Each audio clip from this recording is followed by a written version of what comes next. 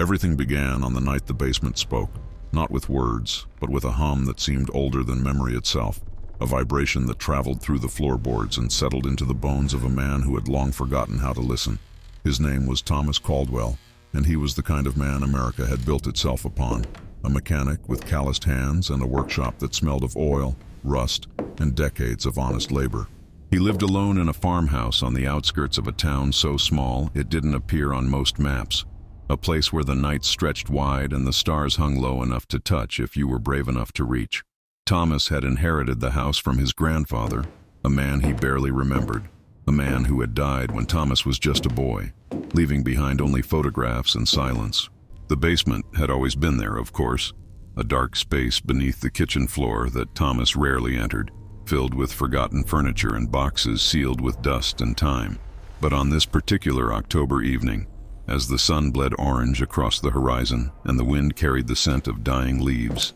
something changed. Thomas had been working late in his shop, repairing the transmission of an old Ford pickup, when he heard it, a sound so faint he thought at first it was the wind moving through the pipes. But it persisted, a low-frequency hum that seemed to pulse with intention, with purpose. He wiped the grease from his hands and walked back to the house, following the sound down the narrow wooden stairs into the basement, pulling the string that lit the single bulb hanging from the ceiling. The light was weak and yellow, casting long shadows across the concrete floor, and at first Thomas saw nothing unusual, just the same clutter that had been there for years, the same boxes, the same broken furniture, the same cobwebs hanging like curtains in the corners. But the hum was louder now, resonating from somewhere deeper, somewhere hidden, and Thomas moved slowly through the space, his boots scraping against the floor, until he reached the far wall where an old wardrobe stood covered in a sheet that had turned gray with age. He pulled the sheet away and opened the wardrobe,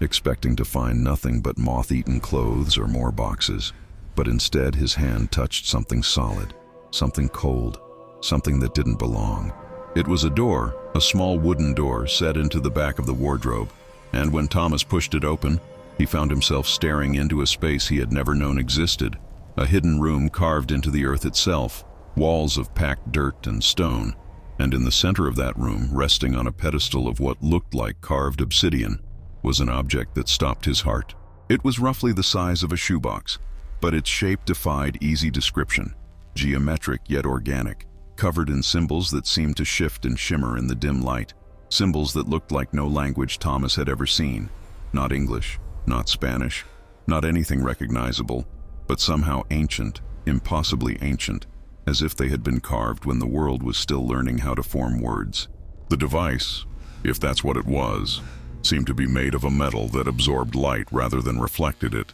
a surface so smooth it felt almost liquid to the touch. And from somewhere within it came that hum, that constant vibration that Thomas could now feel in his chest, in his throat, in the space behind his eyes. He reached out slowly, his fingers trembling, and when his skin made contact with the surface, the hum stopped. The silence that followed was absolute, terrifying, a void so complete that Thomas could hear his own heartbeat echoing in his ears. And then the device began to glow, not with fire or electricity, but with a light that seemed to come from within, a soft blue luminescence that spread across the symbols like water flowing upward. And Thomas stumbled backward, his mind struggling to process what he was seeing, his rational brain trying to find an explanation,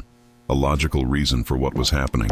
but there was none. He stood there for what might have been minutes or hours, time losing its meaning in that hidden room, watching as the light grew brighter, stronger, until the entire space was filled with that impossible blue glow. And then he heard it, not with his ears, but with something deeper, a voice that spoke directly into his mind, a voice that was neither male nor female, neither young nor old, but simply present, simply there. The voice said nothing at first, just made itself known, letting Thomas understand that he was no longer alone, that something was with him, something that had been waiting, watching, sleeping perhaps, for longer than he could imagine. Thomas tried to speak, tried to ask what this was, who was speaking, but his throat had closed, his voice stolen by fear and wonder in equal measure. The light pulsed once, twice, and then began to take shape, coalescing in the corner of the room into a form that was almost human, but not quite, tall and slender, with features that seemed to shift whenever Thomas tried to focus on them, as if his eyes couldn't quite hold the image, as if what he was seeing existed slightly outside the spectrum of normal vision. The being, for that's what it was, stood perfectly still, its presence filling the room with a weight that was not oppressive, but profound, like standing at the edge of an ocean and feeling the pull of something vast and unknowable. Thomas finally found his voice, a whisper that cracked in the silence. He asked what it wanted, who it was, why it was here, but the being did not answer with words. Instead, images began to flood Thomas's mind, visions of stars wheeling through space, of worlds spinning in the darkness, of civilizations rising and falling like waves on an endless shore. He saw beings like the one before him, thousands of them, millions perhaps, traveling through the void between galaxies, seeking, searching, building, creating. He saw them arrive on Earth when it was still young, when the first humans were just learning to walk upright, just beginning to understand fire and tool and language. He saw them watching, waiting, occasionally intervening, planting seeds of knowledge that would grow slowly over millennia, guiding without controlling, teaching without commanding. And he saw the device, this object that now sat glowing in his grandfather's basement, one of many scattered across the world, hidden in places of power, places of significance, waiting for the right moment, the right person, the right consciousness to activate them. The vision stopped abruptly, leaving Thomas gasping, his legs weak, his mind reeling from the flood of information. And when he looked up, the being was closer now, close enough that Thomas could see its eyes, if they were eyes, deep pools of darkness that held within them the light of distant suns. The being reached out, not with hands but with intention, and touched Thomas's forehead, and in that instant everything changed. Thomas felt himself expand, felt his consciousness push beyond the boundaries of his skull, beyond the limits of his body, and suddenly he was everywhere and nowhere, existing in a state that had no name, seeing reality not as solid matter but as waves of energy, as patterns of light dancing in an infinite field of possibility. He understood in that moment that what he had always called reality was just one layer, one thin membrane stretched across something far larger, far more complex, and that the beings who had left this device, these Anunnaki as they called themselves in the ancient texts, were not gods or demons or aliens in the way humans understood those terms, but something else entirely, something that existed on multiple planes simultaneously, something that had been part of Earth's story since the beginning. They had come not to conquer or enslave, but to shepherd, to guide, to prepare humanity for something that was coming, something inevitable, something that every religion and prophecy and sacred text had tried to describe in their own limited language.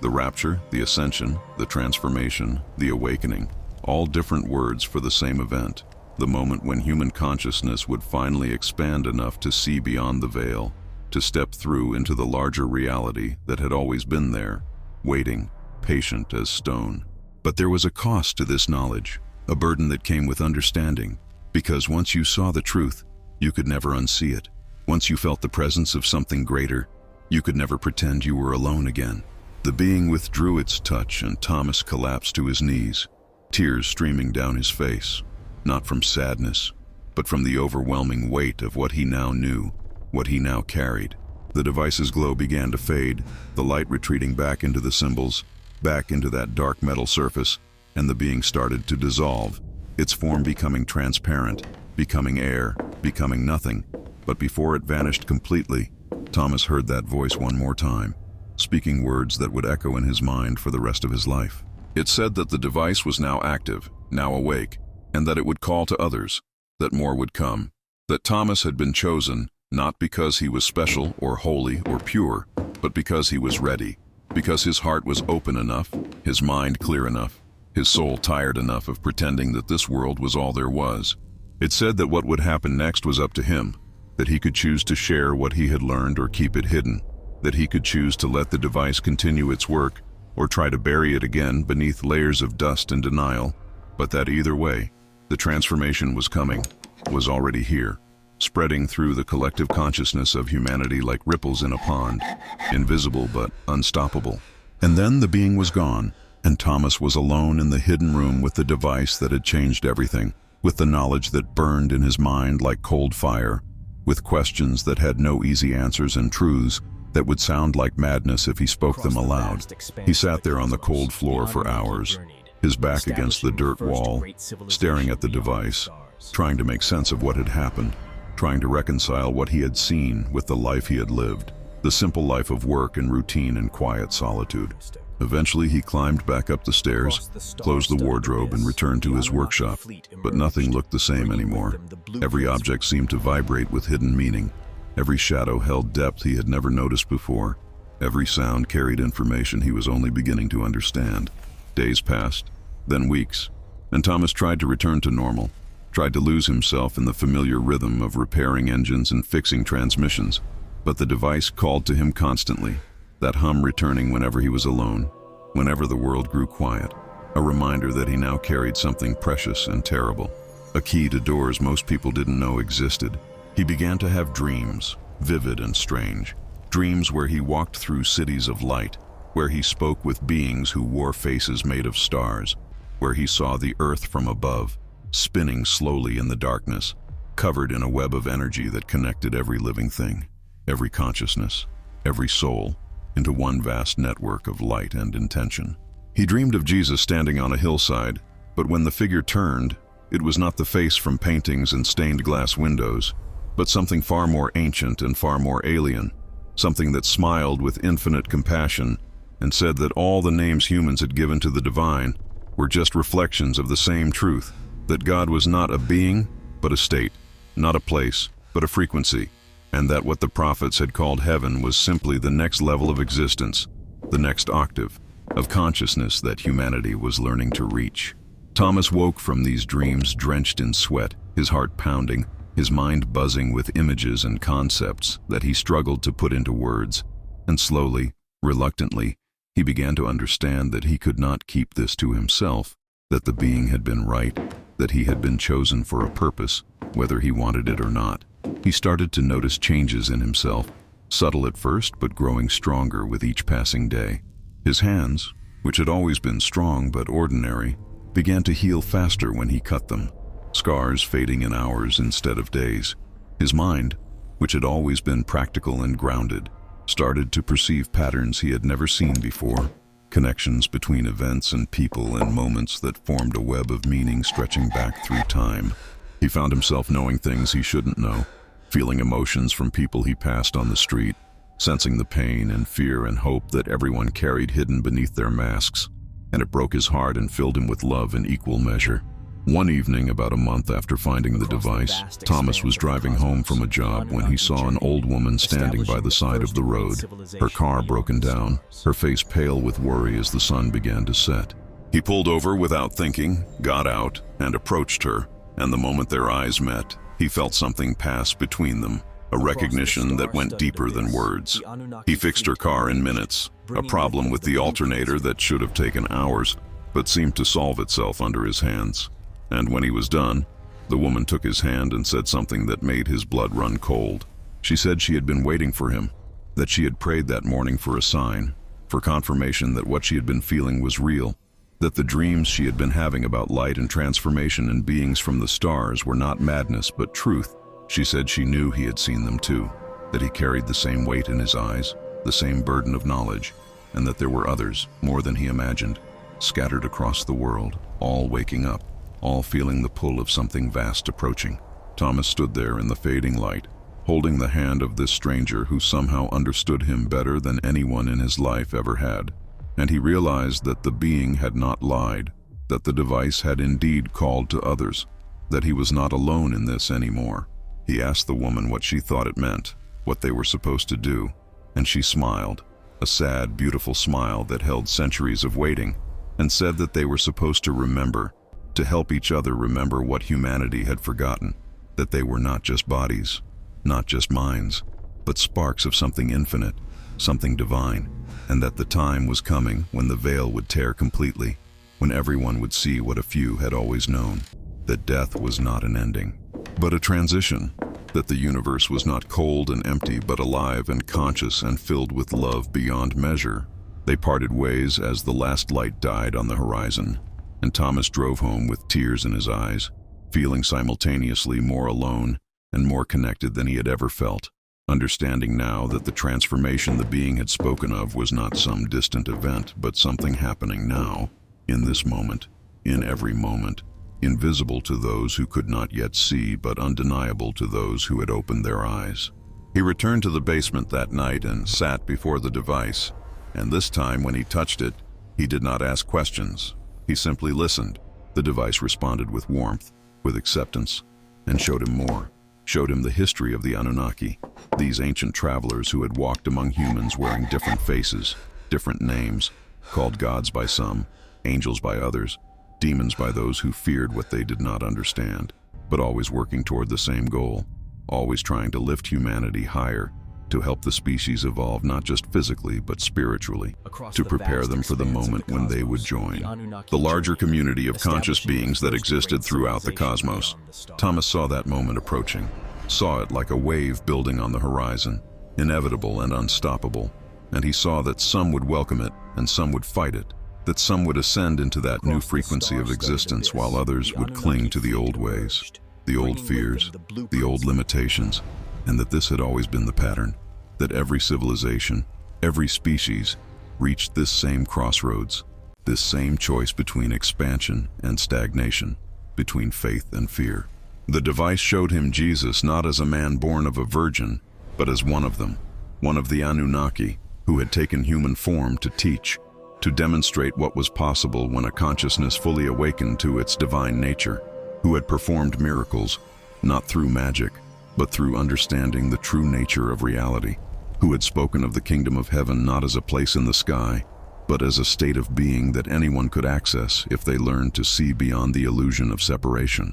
It showed him that the resurrection was real, but not in the way the churches taught, that Jesus had not died and come back to life, but had demonstrated the truth that consciousness cannot be destroyed, that what humans called death was just the body shutting down while the essential self, the soul, the spark, moved on to the next phase of existence, and that what people were calling the rapture was simply the moment when enough human beings would make that transition consciously, when enough would choose to step through the veil while still alive, transforming their bodies into something new, something that existed partially in this reality and partially in the next. Thomas understood then why the being had said he would wish it hadn't shown him, because this knowledge was a weight that could crush you if you weren't strong enough to carry it. Because once you knew that everything you had been taught was both true and false, both literal and metaphorical, both real and illusion, you could never rest in simple certainty again. You were forever caught between worlds, between the life you had lived and the truth you now carried. He began to change in ways that frightened him, his body feeling lighter, his sleep filled with journeys to places he could not name, his waking hours haunted by the constant awareness of the thin membrane between this world and the next. He stopped eating meat without consciously deciding to, his body rejecting it as if it no longer recognized animal flesh as food. He stopped watching television, the noise and images feeling abrasive, discordant, out of tune with the frequency he was beginning to resonate with. He spent more time alone but felt less lonely, more time in silence but heard more clearly than ever before, more time simply being rather than doing. And in that stillness he found a peace that had eluded him his entire life. Other people began to notice something different about him, the way he moved with unusual grace for a mechanic, the way his eyes seemed to look through you rather than at you, the way conversations with him left people feeling both unsettled and strangely comforted, as if he had spoken truths they had always known but forgotten. Some avoided him, sensing something they couldn't name, something that challenged their carefully constructed reality, but others sought him out, drawn by an invisible thread, showing up at his workshop with questions they couldn't articulate, with pain they couldn't heal, with hunger they couldn't satisfy. And Thomas found himself becoming a kind of reluctant shepherd, offering not answers but presence, not solutions but understanding, not fixing but witnessing. One night, about 3 months after finding the device, Thomas woke to find his bedroom filled with light, and standing at the foot of his bed was the being again, or perhaps a different one. He couldn't tell. They all seemed to share the same essence, the same consciousness distributed across multiple forms. The being gestured for him to follow, and Thomas rose without hesitation, without fear, and descended once more into the basement, into the hidden room where the device waited. This time, when he approached it, The device opened, its surface folding back like petals of a flower, revealing an interior that seemed to contain more space than should be possible. And within that space floated something that looked like a sphere of pure light, pulsing gently, rhythmically like a heart. The being indicated that Thomas should reach inside, should touch the light, and every instinct told him this was the moment, the point of no return, that if he did this, he would cross a threshold from which there was no coming back. He thought of his life, his quiet, simple life, his routines and patterns, and the comfortable numbness he had lived in for so long. And he thought of what the being had shown him, the vast universe of consciousness and light and infinite possibility. And he thought of Jesus standing on that hillside, saying that the kingdom of heaven was at hand, was here, was now, was always now, if you only had eyes to see. Thomas reached into the device and touched the light. The sensation was beyond description, beyond pleasure or pain, beyond any human experience he had ever known, like being unmade and remade in the same instant, like dying and being born simultaneously, like every moment of his life collapsing into a single point and then expanding into infinity. He saw himself from outside, saw his body standing in the basement with its hand inside an alien device, saw the light flowing up his arm, into his chest, spreading through his nervous system like liquid fire, rewriting something fundamental at the cellular level, at the atomic level, at the level where matter and energy were still deciding which one they wanted to be. He saw his life from beginning to end, every choice, every moment, every joy and sorrow and triumph and failure, and he saw how it had all led to this, how every seemingly random event had been a step on a path he hadn't known he was walking, how he had been prepared his entire life for this moment, this transformation, this initiation into a larger truth. The light filled him completely, and for an instant he understood everything, saw the pattern behind the pattern, the code beneath the code, the reason why anything existed at all, and it was so simple and so profound that he laughed until tears streamed down his face, laughed at the beautiful absurdity of it all, that the answer humanity had been seeking for millennia was right there, right here, in every breath, in every heartbeat, in every moment of awareness, that God was not separate from creation but was creation, was the act of being itself, was the consciousness that looked out through every pair of eyes, human and animal and alien and angel, all the same awareness playing an infinite game of hide and seek with itself. The light withdrew, flowing back into the device, and the device closed, its surface sealing once more, and Thomas fell to his knees, gasping, his body shaking, his mind struggling to compress what he had experienced back into something that could fit inside a human brain. The being knelt beside him, its hand on his shoulder, and Thomas felt such love radiating from that touch, such pure unconditional acceptance, that he wept like a child, wept for all the years he had spent feeling separate,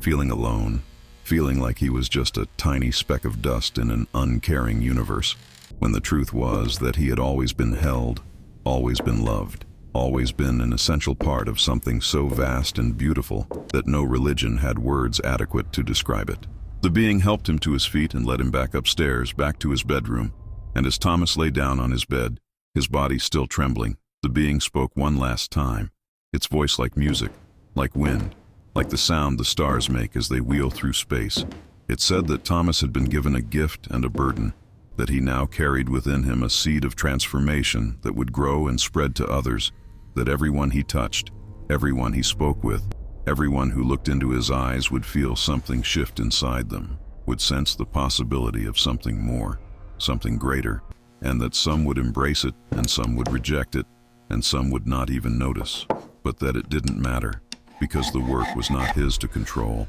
only to participate in, only to allow. It said that what he had experienced was just the beginning, that the transformation would continue, that his body would change over time, becoming less dense, less solid, more fluid, more light, until one day he would simply step across the threshold, would walk between worlds as easily as walking from one room to another, and that this was the promise that had been made to humanity from the beginning, that this was what Jesus had meant when he said that those who believed would do even greater things, that this was the rapture, not a moment when believers would be snatched away, leaving everyone else behind, but a gradual awakening, a slow revolution of consciousness, that would eventually encompass all of humanity, all of life, all of existence. The being faded, dissolved into the morning light that was just beginning to peek through the curtains, and Thomas lay there watching the sun rise, feeling different, feeling new, feeling like he had died and been resurrected, like the old Thomas had been burned away and something else, something more, had taken his place.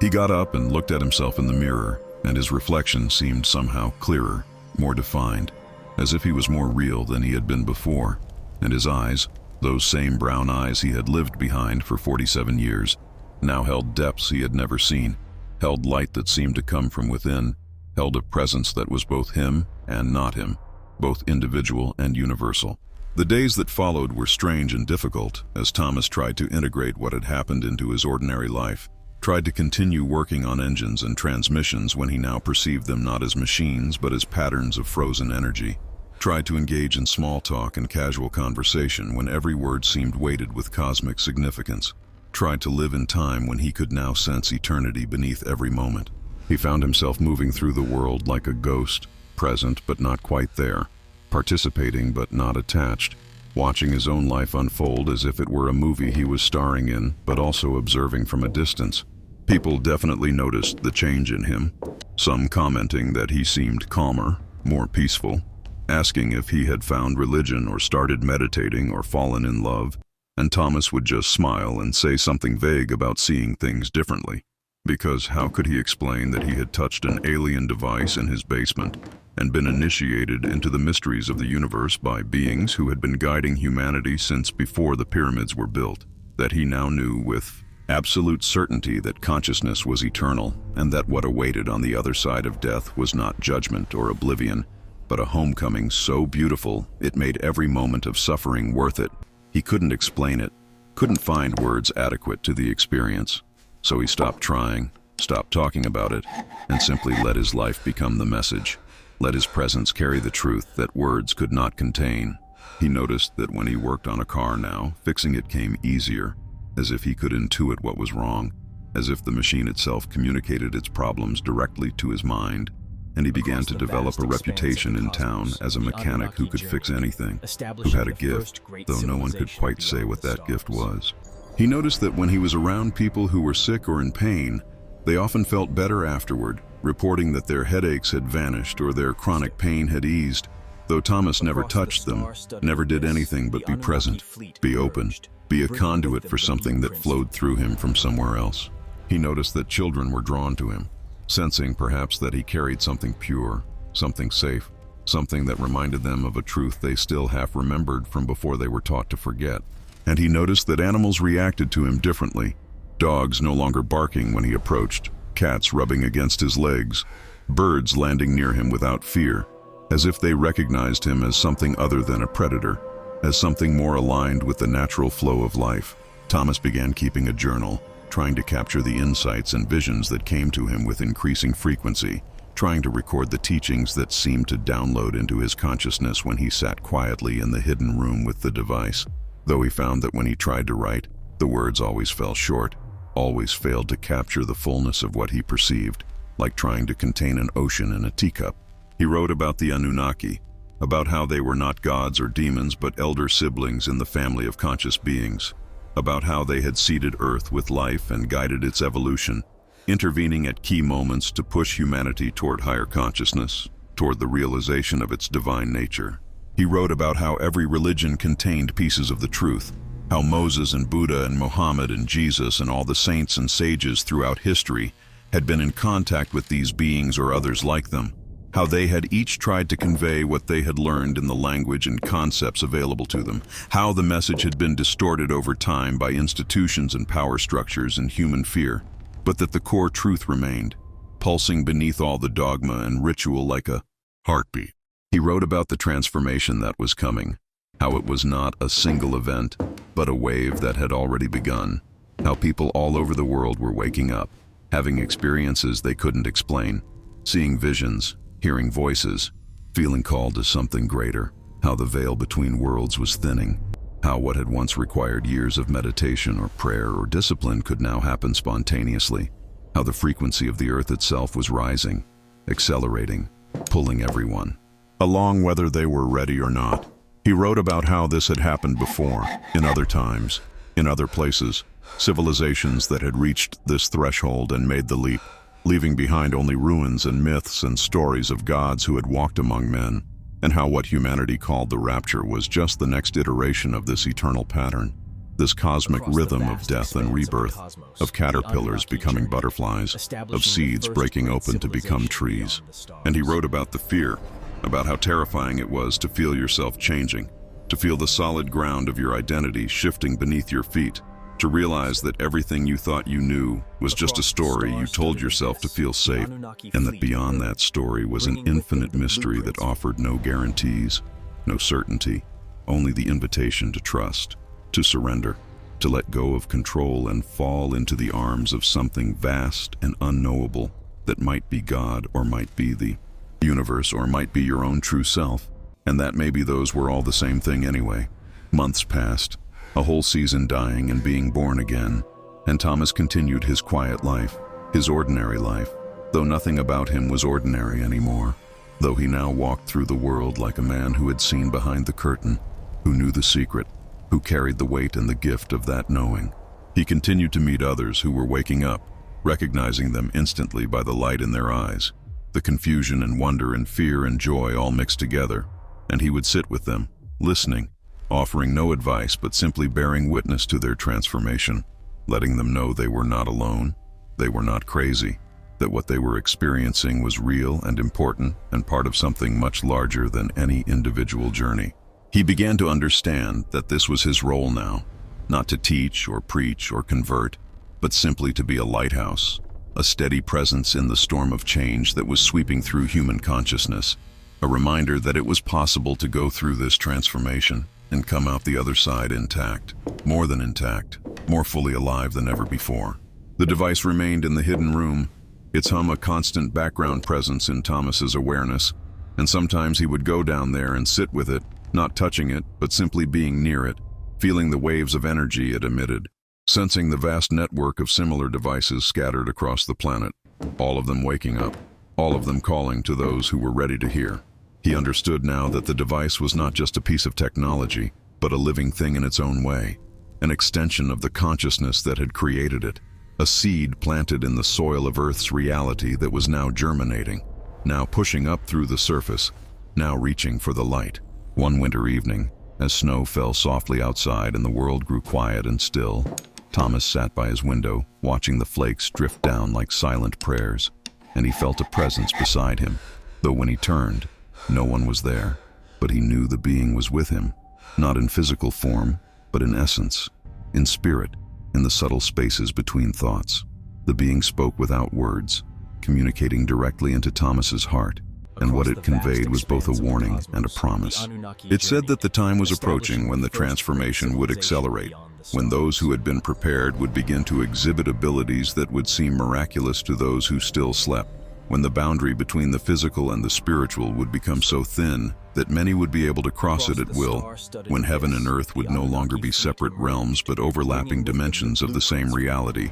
It said that this would cause upheaval, that the old structures of power and control would fight to maintain their grip, that there would be those who would call this demonic, who would persecute and attack those who were changing, who would cling desperately to the old ways out of fear of the new. But it also said that this was necessary, that resistance was part of the process, that the darkness always grew most intense just before the dawn, and that those who had been awakened had a responsibility to remain calm, to embody peace, to be anchors of light in the coming storm. It said that Thomas would be tested, that there would be moments when he would doubt everything, when the weight of this knowledge would feel unbearable, when he would wish he had never found the device, never met the beings, never been chosen for this burden, but that he had to remember in those moments that he had not been chosen because he was strong, but because he was willing, not because he was perfect, but because he was open, and that the strength he needed would come not from himself, but from the source that sustained all things, the consciousness that beat at the heart of existence itself. Thomas accepted the message, accepted the weight of it, and in that acceptance found a strange kind of freedom, because once you stop fighting what is, once you surrender to the current of your own destiny, A peace descends that cannot be disturbed by external circumstances, a calm that lives at the center of the storm. Spring came slowly that year, the snow melting in reluctant patches, the earth gradually remembering how to be soft again. And with the warming weather came a shift in Thomas, a deepening of the transformation that had been unfolding since he touched the device. He began to notice that time felt different, more fluid, as if past and future were bleeding into the present, as if all moments existed simultaneously, and he was simply choosing which one to focus on. He would be working on an engine and suddenly remember something that hadn't happened yet, a conversation he would have next week, a person he would meet tomorrow. And when those moments arrived, they unfolded exactly as he had foreseen, not because he was predicting the future, but because he was experiencing it, living it in advance. His consciousness no longer bound by the linear progression that most people took for granted. He began to see patterns everywhere, connections between events that seemed random, but were actually part of a vast web of cause and effect stretching back through time. And he understood that what most people called coincidence was actually synchronicity, the universe arranging itself to deliver exactly what was needed in each moment, if only you had eyes to see it. One afternoon in late April, a man came to Thomas's workshop, a stranger, driving a truck with out-of-state plates, his face lined with worry and something deeper, something like despair. He said his engine had started making a strange noise about 50 miles back, asked if Thomas could take a look, and Thomas agreed. Though as soon as he opened the hood, he knew the problem wasn't mechanical. The truck was fine. The man had been called here for a different reason. They stood in the garage as the spring sun angled through the dusty windows, and Thomas could feel the weight the man carried, could sense the grief that radiated from him like heat. And without planning to, without thinking about it, Thomas asked if the man had lost someone recently. The stranger's face crumbled, tears welling up instantly, and he nodded, said his daughter had died 3 months ago, only 16 years old. A car accident, drunk driver, senseless and sudden and absolutely devastating, and that he had been driving aimlessly ever since, unable to return to his empty house, unable to face a world that no longer contained her light. Thomas felt something move through him, that familiar sensation of being a channel for something larger, and he placed his hand on the man's shoulder, not saying anything, just holding that contact. And in that touch, he felt everything, felt the man's pain and rage and the crushing guilt of a parent who outlives their child, felt the daughter's presence too, her consciousness still hovering near her father, trying desperately to communicate, to tell him she was okay, that she still existed, that death had not ended her, only changed her form. Thomas closed his eyes and let himself become a bridge, let the daughter's essence flow through him, and he began to speak, not with his own words, but with hers, describing things he couldn't possibly know. The purple butterfly tattoo on her ankle, the nickname she called her father that no one else used, the song she had been listening to right before the accident, the message she needed him to hear, that it wasn't his fault, that she didn't blame him for letting her borrow the car that night, that she had chosen this, that some souls burn bright and fast and complete their journey young, and that she was surrounded by light now, by love, by beings who were teaching her things she couldn't have learned in a physical body. The man stared at Thomas with wide eyes, his mouth open, his whole body shaking, and he asked how Thomas knew these things, who had told him, what kind of trick this was. But Thomas just shook his head and said it wasn't a trick, that his daughter was here right now, standing between them, and that she wanted him to know that love doesn't end, that the bond between them was eternal, that they would be together again when his own journey was complete, and that until then, he needed to live, needed to honor her memory by finding joy again, by letting himself heal, by understanding that grief was love with nowhere to go, and that he could transform that grief into something beautiful, something that helped others, something that kept her spirit alive in the world. The man fell to his knees right there on the concrete floor, sobbing, his entire body convulsing with the release of months of held pain, and Thomas knelt beside him, holding him the way you would hold a wounded animal, with patience and tenderness and no expectation, just presence, just witness. And they stayed like that until the sun moved across the sky and the shadows grew long and the man's tears finally ran dry. When the stranger finally stood, his face looked different, younger somehow, as if a weight had been lifted that he had been carrying so long he forgot it was there. And he thanked Thomas in a voice barely above a whisper, said he had been planning to drive his truck off a bridge that night, that he had nothing left to live for, but that this conversation, this impossible message from his daughter, had given him a reason to continue, had shown him that there was more to existence than what his eyes could see, and that maybe, just maybe, this life was worth living after all. He asked Thomas what he owed for the miracle, and Thomas smiled and said there was no charge, that he hadn't done anything, had just been a messenger, and that the real gift was the love that never dies, the consciousness that continues, the truth that we are all eternal beings having a temporary human experience. The man drove away as the sun set, and Thomas watched the taillights disappear down the road, feeling simultaneously emptied and filled, exhausted and energized, knowing that what had just happened was the reason he had found the device, the reason he had been chosen,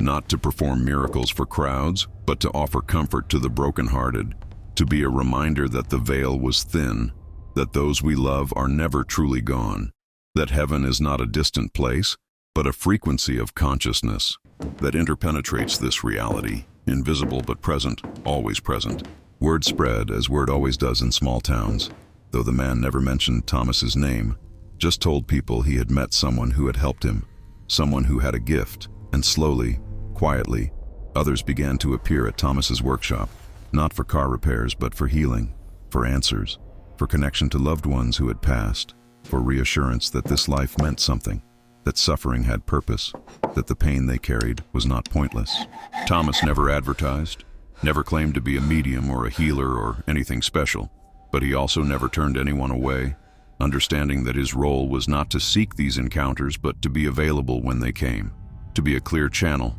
an open door, a space where the boundary between worlds grew thin enough for messages to pass through. His own transformation continued to accelerate, his body changing in ways that were subtle but undeniable, his skin seeming to glow with an inner light, his movements becoming more fluid and graceful, his need for sleep diminishing until he found he could go days on just a few hours of rest, his mind always clear, always present, always aware. He stopped aging, or seemed to, photographs from months apart showing no change, no new lines on his face, no gray in his hair, as if time had released its grip on him, as if he was slowly becoming something else, something that existed partially outside the normal rules of physical reality. The device in the basement continued to hum, and Thomas visited it often, sitting in meditation before it, letting its energy wash over him, receiving downloads of information that came not as words but as pure knowing, understandings that bypassed language and lodged directly in his consciousness. He learned that the transformation he was experiencing was not unique, that all over the world others were going through similar changes, that the frequency of the planet was rising, that what had been prophesied for millennia was now beginning, that the separation between those who were ready to ascend and those who were not was becoming visible, not as judgment but as natural selection of consciousness, as souls choosing their own path, their own timing, their own readiness for the next level of existence. He learned that Jesus had been one of many, one of the Anunnaki, or their hybrid offspring, who had come to Earth to demonstrate what was possible, to show humanity its own potential, to plant seeds of awakening that would grow slowly over 2,000 years until they reached critical mass, until enough people remembered their divine nature that the collective consciousness of the species could shift, could evolve, could transcend the limitations of fear and separation and death. He learned that the rapture described in Scripture was real but misunderstood, that it was not a moment when believers would be snatched away, leaving everyone else to suffer, but a gradual process of ascension, of individuals raising their frequency until they could no longer maintain dense physical form, until they became light, became spirit, became what the ancient texts called resurrection bodies, capable of moving between dimensions, between realities, between the material and the immaterial with the ease of thought. He learned that this had always been the plan, that Earth was a school, a training ground, a place where souls came to experience limitation and separation so they could remember union and infinity, and that graduation was approaching, that the final exams were being administered, that each person was being given opportunities to choose love over fear, forgiveness over judgment, surrender over control, and that these choices determined not worthiness but readiness, not salvation but alignment, with the frequency of the new reality that was emerging. Summer arrived with its long golden days, and Thomas felt himself becoming less attached to his physical life, to his workshop and his house and his routines, feeling more and more like a visitor, a traveler passing through,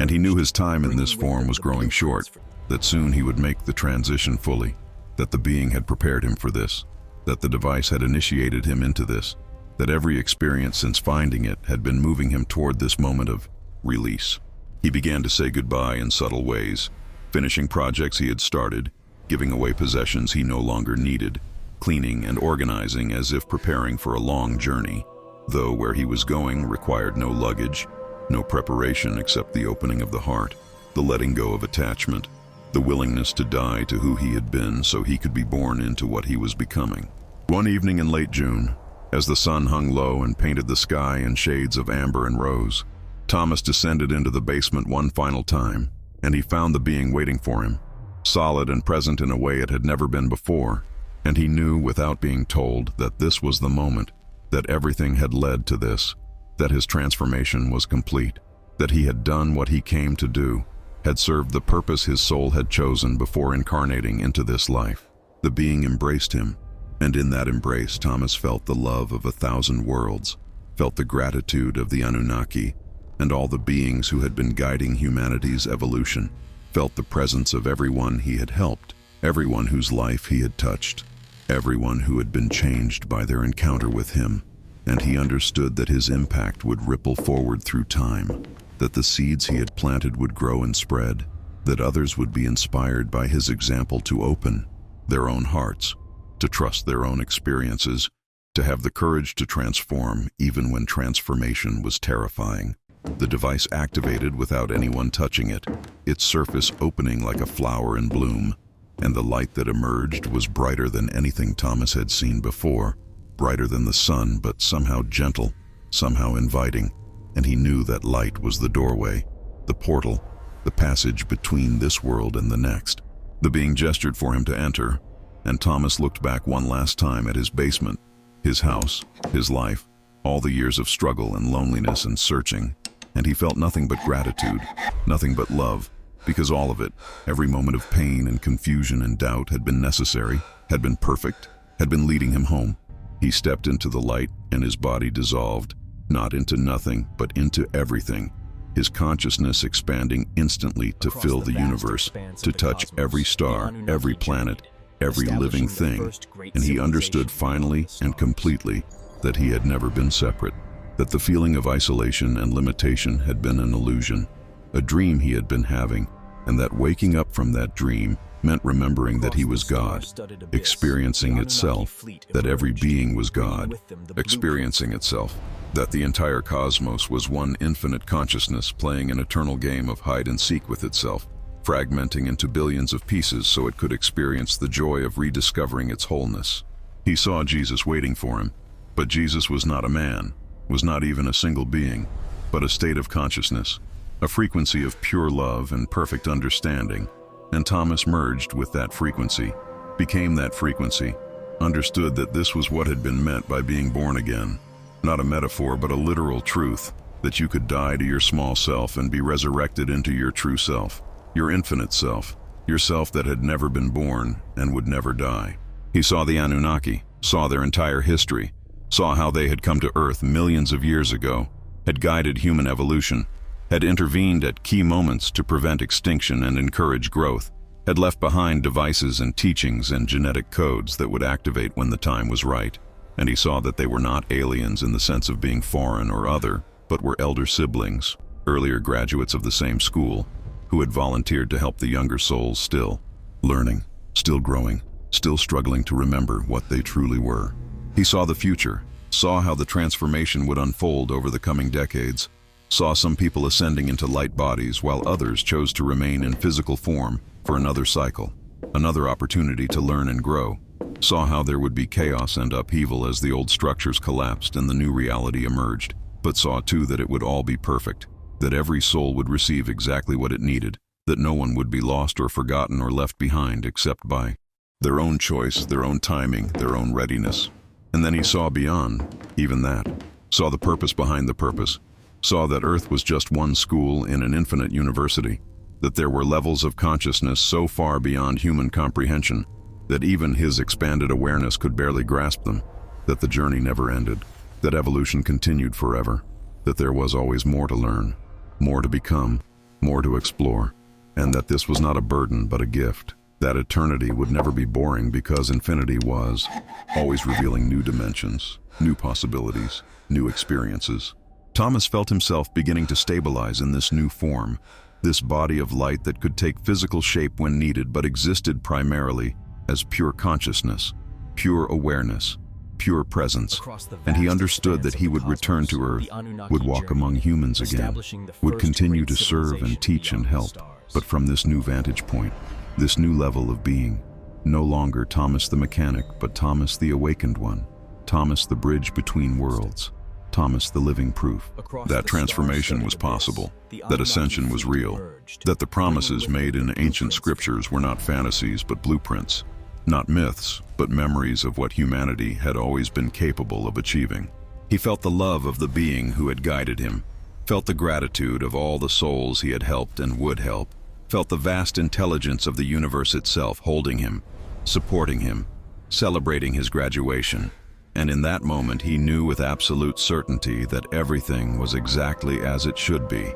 that the pain and struggle of human existence was not punishment, but process, not cruelty, but compassion, because only through limitation could consciousness learn to value infinity. Only through separation could it learn to treasure union. Only through death could it learn that life was eternal. The light carried him beyond time and space, beyond questions and answers, beyond even love, because he had become love, had merged so completely with the source that there was no distinction anymore, no observer and observed, no lover and beloved, just one seamless whole experiencing itself in infinite variations, and he rested there in that wholeness, in that peace that surpassed understanding, knowing he could remain here forever or return to form whenever needed, knowing that he was free in a way he had never been free before, free from fear, free from doubt, free from the tyranny of the small self, with its endless needs and wants and worries. Gradually, Thomas became aware of movement,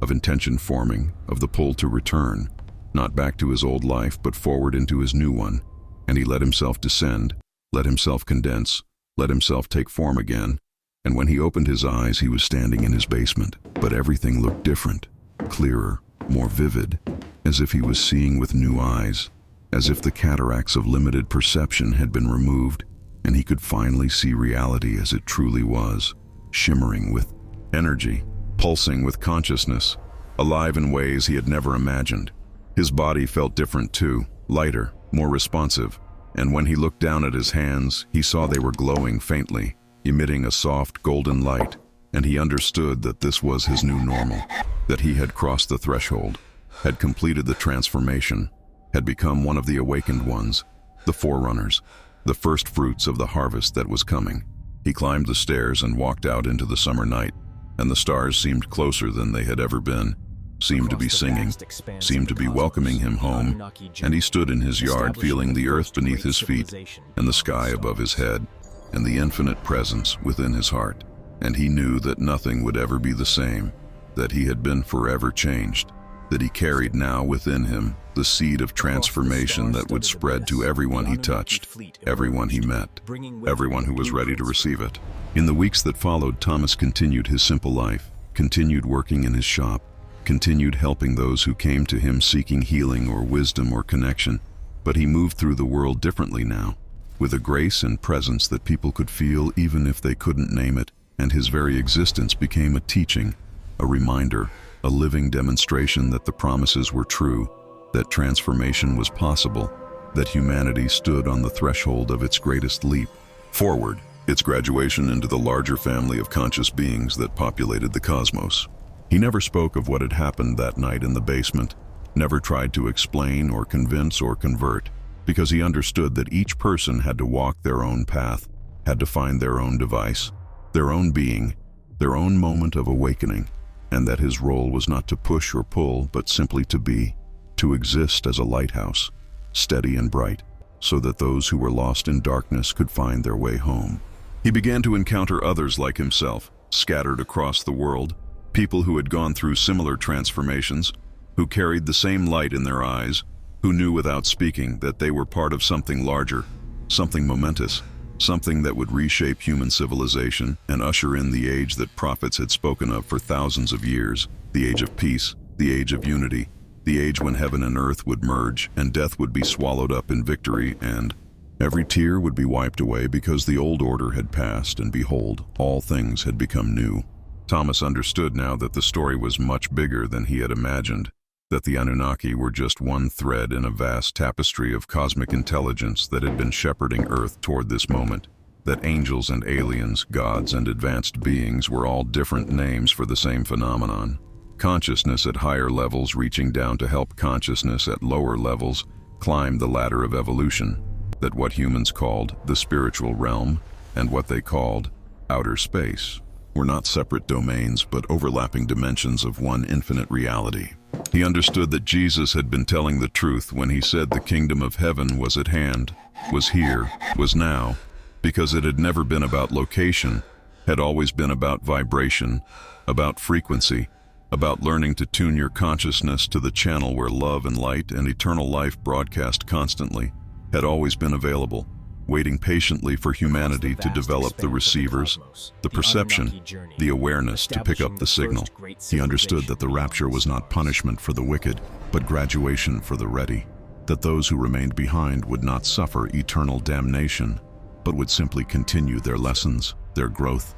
their journey at their own pace, that God or Source or the universe loved all of its children equally and infinitely, and would wait as long as necessary for each one to find their way home, because in eternity there was no hurry, no deadline, no failure, only the endless patient unfolding of consciousness learning to know itself. And he understood finally that the device in his basement was not just a piece of Anunnaki technology, but a symbol, a metaphor, a representation of the device that existed within every human heart, the divine spark, the inner light, the soul that, when activated, when touched with courage and willingness and surrender, would open doorways to infinity, would reveal truths that transformed everything, would show you that you were never alone, never small, never just a body living and dying in a meaningless universe, but were and always had been an eternal being, a piece of God, a wave in the infinite ocean of consciousness that some called heaven, and some called enlightenment, and some called home. As autumn painted the world in fire colors, Thomas felt deep contentment, a satisfaction that came not from accomplishment but from alignment, from knowing he had fulfilled his purpose, had played his part in the great drama of awakening, and that whether anyone believed his story or not, whether anyone understood what had happened to him or not, it didn't matter, because the truth was not something that needed to be proven or defended. It simply was, existing independently of human opinion, waiting patiently to be discovered by anyone brave enough to look beyond the surface of things, anyone willing to entertain the possibility that reality was far stranger and more beautiful than they had been taught. He thought often of that first night, of the moment he heard the hum and followed it down into the darkness, of how terrified he had been, how overwhelmed, how certain he was losing his mind, and he smiled at the memory because he understood now that he hadn't been losing his mind, but finding it. Finding the vast cosmic mind that had always been there, hidden beneath the chatter of thoughts and fears and the endless story of me and mine. He thought of the being who had shown him, who had been so patient, so loving, so willing to meet him where he was and guide him forward one step at a time, and he felt such gratitude, such love, such awe at the elegance of it all, the perfection of it all, the way the universe conspired to bring each soul exactly what it needed, exactly when it needed it, how nothing was random, nothing was wasted, nothing was meaningless. On the first frost of the season, Thomas stood at the edge of his property, watching the sun rise, and he felt the presence of the being beside him one last time, felt its benediction, its approval, its release, and he understood that their work together was complete, that he had graduated, that he was now fully capable of walking his path without guidance, without support, without anything but the light that now lived permanently within him, the light that could never be extinguished, the light that was his true nature, his eternal identity, his self beyond self. The being faded into the morning mist, and Thomas whispered goodbye, whispered thank you, whispered words that had no sound, but were felt across dimensions, across distances that measured not in miles but in frequencies, in octaves of consciousness, in levels of love. He turned and walked back to his house, to his simple life, to his blessed ordinary days, and he was completely at peace, completely whole, completely awake. And though he looked like the same man who had lived in this house for decades, though he still wore jeans and work boots and fixed engines for a living, though nothing external had changed, everything internal had been transformed, everything essential had been reborn, everything that mattered had been made new. He lived his days with quiet joy, with humble service, with deep knowing, and those who met him felt something they couldn't name, a stirring in their souls, a whisper of possibility, a memory of something they had forgotten, and some dismissed it and moved on while others stopped and asked questions and began their own journey toward the light that waited within them, the device that lived in every heart, the door that opened when you finally found the courage to knock. Thomas never grew old, never grew sick, never spoke of leaving, but everyone who knew him understood that one day he would simply disappear, would step across the threshold fully, would complete the transformation that had begun that October night in his basement, and that when he did, he would not be gone, but would simply be everywhere, would join the cloud of witnesses, the communion of saints, the fellowship of awakened beings who worked tirelessly and invisibly to help humanity remember its divine nature, its eternal destiny, its appointment with glory. Years passed like water, like wind, like light moving across the face of the land, and the world changed as the world always changes, technology advancing, civilizations rising and falling, but beneath the surface turmoil, a quieter revolution was happening, a transformation of consciousness that spread like yeast through dough, invisible but inexorable, and more people began to wake up, to remember, to activate their own inner devices, to encounter their own beings, to discover their own truth. And Thomas watched it all with satisfaction, knowing he had played his part, knowing that the seed planted by the Anunnaki millennia ago was finally bearing fruit, knowing that what had been promised was being fulfilled, not in the way anyone expected, but in the way it needed to be, perfectly timed, perfectly orchestrated, perfectly aligned with the plan that had been set in motion when the first human looked up at the stars and wondered if anyone was looking back. He understood in the end that the device had not chosen him because he was special, but because he was ready, and that readiness was the only requirement, the only qualification, the only thing that mattered, because God, or the universe, or the Anunnaki, or whatever name you gave to the intelligence that loved you into being, did not play favorites, did not select the worthy and reject the unworthy, but simply waited for each soul to open, to soften, to surrender, and then poured itself into that opening, filled that emptiness, illuminated that darkness with light that had always been there, waiting, patient as eternity, certain as sunrise, inevitable as love. Perhaps the sky had never been above us. Perhaps it had always been the light that appears when we stop running, when we stop hiding, when we finally find the courage to face the darkness within and discover it was never darkness at all, but light we were too afraid to see, truth we were too small to hold, love we were too wounded to receive, until the moment came, the device hummed, the being appeared, and everything we thought we knew dissolved into something far greater, far truer, far more beautiful than any story we had been told. Perhaps we are all waiting in our basements, standing before devices we haven't yet discovered, listening for hums we haven't yet heard, preparing for transformations we haven't yet imagined, and perhaps the Anunnaki are still among us, still watching, still guiding, still waiting for the moment when we are ready to remember who we really are, what we really are, why we really came here.